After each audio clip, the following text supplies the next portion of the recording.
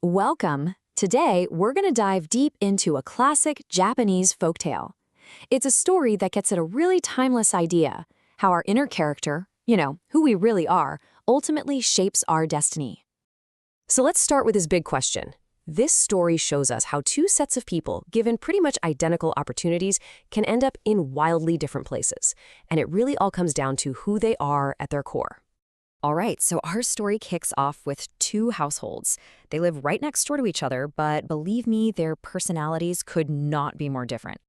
On one hand, you've got this honest and kind couple. They find real joy in the simple things like just loving and caring for their pet dog.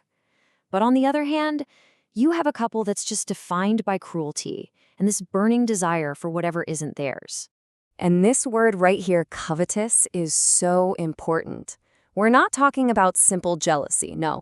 This is a really deep-seated greed that basically becomes the engine for every single decision this couple makes. Okay, so now the first bit of magic happens, and it puts both of these couples to the test, really showing us what they're made of. For the good couple, their dog leads them to a spot in the garden, and because they trust their pet, they dig, and they find a buried treasure. So what do?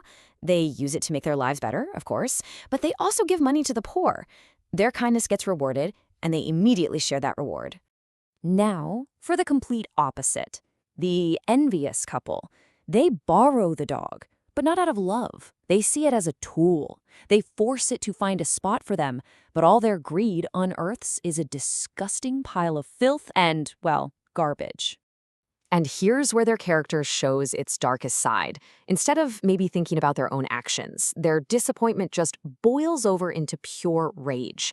They do something absolutely unforgivable. They kill the innocent dog. But the dog's loyal spirit, it's way more powerful than their cruelty. Its story is far, far from over. The good man who's mourning his pet gets this message in a dream. It's just such a beautiful moment, right? It shows that their bond of kindness is so strong it goes beyond even death. The dog is still looking out for him. And this is just a brilliant piece of magic. You take a simple, everyday tool for grinding rice, and it becomes the next vessel for the dog's kind and generous spirit. And would you look at that? The pattern repeats itself perfectly. For the good man, the mortar turns his rice into treasure. But when the covetous neighbors get their hands on it, their rice turns into that very same filth they found in the garden.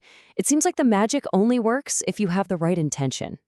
And once again, their reaction to failure isn't to look inward, nope, it's to destroy. They are so blinded by envy that they smash the source of magic itself, basically trying to make sure that if they can't have it, nobody can. So you can really see the flow of the magic here.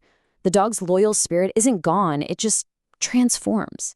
From a living being to the tree that grows from its grave, to the mortar made from the tree, and now to the ashes. The magic just keeps going, always looking for a good heart. All right, in this final act, the consequences are no longer a private matter. Everything is about to come to a head right in front of the highest authority in the land.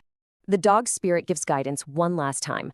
The good man is told that the ashes, the very remnants of the wicked couple's rage, now hold the power of life. He follows this advice and, wow, he discovers he can make withered cherry trees blossom in an instant. So this incredible miracle, it catches the eye of a prince, who is just so amazed that he showers the good man with rewards. His virtue is now publicly recognized and celebrated by royalty, no less. Well, of course the envious man hears about this. He scrapes together the leftover ashes, totally convinced that this time he can steal the magic and the glory for himself. So he goes before the prince, climbs a withered tree, and announces he can do the same thing. But his attempt to replicate this miracle in front of everybody, it just leads to total humiliation. And here it is, the ultimate contrast.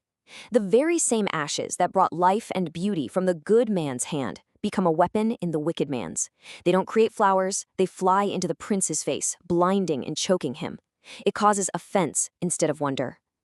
So this very public failure leads us to the story's really powerful conclusion, and its final, pretty surprising lesson. That's it. There are no more chances. For his lies and for actually harming the prince, the envious man is severely punished and publicly disgraced. He has finally, officially, hit rock bottom. But get this. Here's the most incredible twist. Instead of celebrating their neighbor's downfall, the good couple shows compassion. They share their fortune with them, guiding them toward a better way. And this final act of kindness is what at last breaks that horrible cycle of greed. And so the wicked couple does mend their ways. But the tale leaves us with a really fascinating question to chew on. Did they change because they finally understood what it means to be kind? Or was it just because every other path they took led them straight to ruin?